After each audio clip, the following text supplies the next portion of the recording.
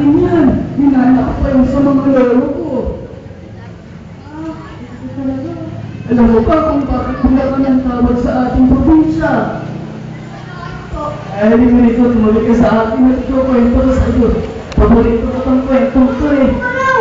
Ay, paano naman kakilala niya? Pinta lang yan. Ay, pakwento ko na sa iyo. Lumapit ka dito, lapit ka. Ayan, ito ka na lang.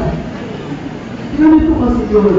Noong unang panahon, maraming mga puno ng bulat at mga bulaklak dito sa Bulacan. Dahil sa ang sulok, sa ang barangay sa ating probinsya, eh marami kang makikita ang mga puno ng bulaklak. Kaya yung tinawag ng bulaklak, ay nakatulog pa yan. Napakatulis ng makatulog ng batang ko, napagod yata sa pag-aaral.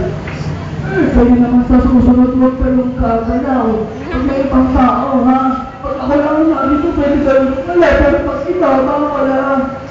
Ay, kapagod naman. Ako nga rin nakakitlit mo na.